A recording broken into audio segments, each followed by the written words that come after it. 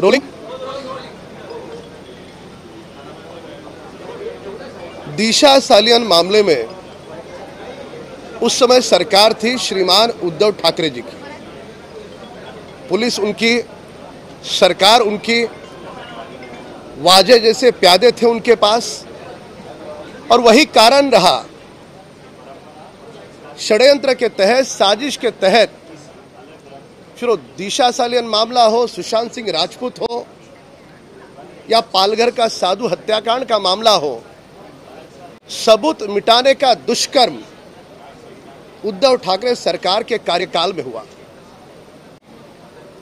किसे बचाना था ठाकरे परिवार को? सबूत मिटाने के पीछे किसका षड्यंत्र था? किसे बचाने की कोशिश कर रहे थे ठाकरे सरकार? यह हमारा सवाल है।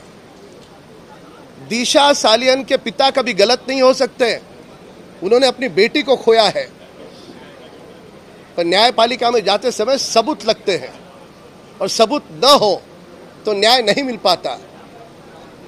और वो सारे के सारे सबूत मिटाने का घिनौना दुष्कर्म उद्धव ठाकरे सरकार के कार्यकाल में हुआ। हमारा सवाल है कि उद्धव ठाकरे सरकार किसे बचाने की कोशिश कर रही थी? मराठी।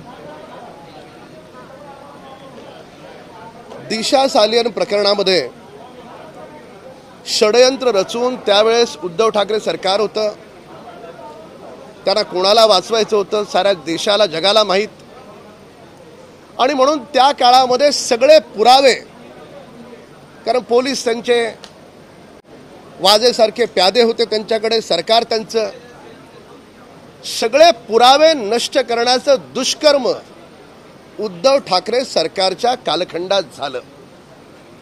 काय कारण होतं? कोणाला वाचवायचं होतं? संपूर्ण महाराष्ट्राला आणि देशाला माहित आहे। दिशा सालियनचे वडील चुकीचे असू शकत नाहीत, त्यांनी त्यांच्या पोटच्या मुलीला गमावलंय, पण न्यायपालिकेत जाताना पुरावे लागतात, आणि दुर्दैवानं ते सगळे पुरावे नष्ट करण्याचं दुर्दैवी काम हे उद्धव ठाकरे सरकारच्या कालखंडात झालं। म्हणून सुशांत सिंह राजपूत असेल, आमचे पालघरचे साधू जे हत्याकांड झालं ते प्रकरण असेल, या सर्व प्रकरणामध्ये पुरावे नष्ट करण्याचं काम हे उद्धव ठाकरे सरकारच्या कालखंडात झालं। त्याच्यामुळे न्यायपालिकेमध्ये दिशा सालियन परिवाराला न्याय मिळाला नाही, सुशांत सिंह राजपूत परिवाराला न्याय मिळाला नाही, पालघरच्या साधूंना न्याय मिळाला नाही, आणि हे सर्व महापाप हे उद्धव ठाकरे सरकारचं आहे, त्यांना नाकारता येणार नाही। धन्यवाद।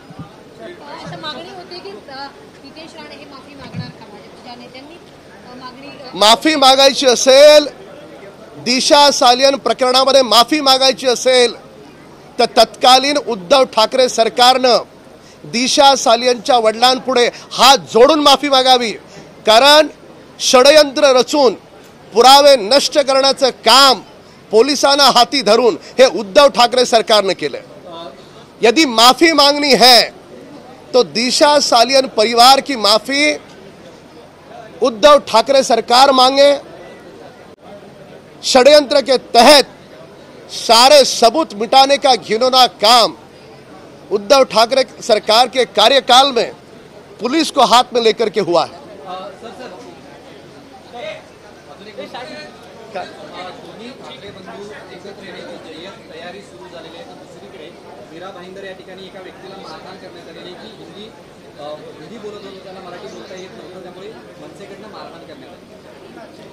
नाही, मुळामध्ये कोणी कायदा हातात घेत असेल तर त्याचं समर्थन होऊ शकत नाही।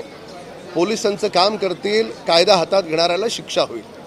मुळामध्ये हिंदीची सक्ती, मी वारंवार सांगेन, हिंदीची सक्ती लादण्याचं महापाप हे उद्धव ठाकरे यांचं स्वतःच आहे। त्या 18 लोकांच्या कमिटीमध्ये उबाटाचे नेते होते, नाकारणार आहेत का उद्धव ठाकरे? ती शिफारस त्यांनी स्वीकारली, हे नाकारणार आहेत का ते? आणि ती हिंदीची सक्ती बाजूला सारून त्या पालकांना आणि त्या लहान मुलांना स्वतःच्या मर्जीप्रमाणे स्वतःची भाषा त्याला निवडता येईल हा अधिकार देण्याचं काम आदरणीय देवेंद्र फडणवीस साहेबांनी केलं. तर त्याच्यामुळे खोटं सांगायचं लोकांपुढे, फेक नेरेटिव्ह पसरवायचा लोकांपुढे, हे असे प्रकार वारंवार महाराष्ट्र खपवून घेत नाही. मराठी माणसाला कुणी इतकं हलक्यात घेऊ नये. गोरेगावच्या पत्राचाळीतून मराठी माणसाला हद्दपार करणारी उबाटा, तिला आज मराठी माणसाची आठवण आली. लोकसभेच्या निवडणुकीमध्ये पाकिस्तानचे झेंडे नाचवणारी उबाटा, तिला आज मराठी माणसांची आठवण आली. तर त्याच्यामुळे कोण एकत्र येतं हा त्यांचा विषय आहे, पण कुणीही एकत्र आलं तरी मराठी माणसाला माहीत आहे की महाराष्ट्राचं हित हे महायुतीचं सरकारच करू शकतं. देखिए, कोई व्यक्ति विशेष यदि कानून हाथ में लेता है तो उसका समर्थन नहीं हो सकता. कानून कानून का काम करेगा, उसे दंड दिया जाएगा, किसी को भी बख्शा नहीं जाएगा. जहाँ तक मराठी हिंदी की बात है तो ये जो पूरी तरह से भ्रम झूठ फैलाने की फैक्ट्री उद्धव ठाकरे कंपनी बनी है. अब हिंदी जबरन लादने का फैसला उद्धव ठाकरे उनका खुद का है. हमारे नेता आदरणीय देवेंद्र फडणवीस जी ने तो वो बच्चा चुने, बच्चे के माँ बाप चुने उनको कौन सी भाषा चाहिए. हम तो सभी भाषाओं का सम्मान करते हैं, पर यह नैतिक अधिकार देने का काम देवेंद्र फडणवीस जी ने किया है. उसके पश्चात भी जो फेक नैरेटिव फैलाने का, भ्रम फैलाने का दुष्कर्म उद्धव ठाकरे और उनके कंपनी की ओर से हो रहा है. खैर, कौन साथ आता है नहीं आता है उनका निजी फैसला है, पर किसी के भी साथ आने से मुंबई और महाराष्ट्र के लोगों को पता है कि महाराष्ट्र का हित केवल और केवल महायुति सरकार ही कर सकती है.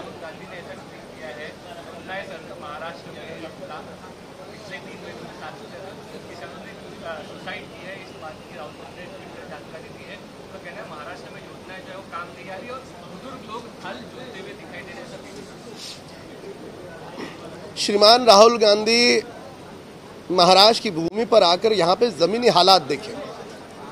उनकी जब 2.5 वर्षों की सरकार थी तो खिचड़ी में पैसे खा रहे थे वे, जो कोविड काल में गरीबों को बांटी जा रही थी. कोविड काल में जो रेमडेसिविर दवा थी उसमें पैसे खा रहे थे उनके लोग. हमारी सरकार ने 3 वर्षों में 45,000 करोड़ से ज़्यादा लाभ देने का काम हमारी सरकार ने किया है. इसके लिए जलयुक्त शिवार हो, किसान की खेती को पानी देना हो, बिजली देना हो, सोलर पंप देना हो, ये सारा काम वर्तमान सरकार ने किया है. इसके लिए राहुल गांधी इस प्रकार का झूठा भ्रम किसानों में न फैलाएं.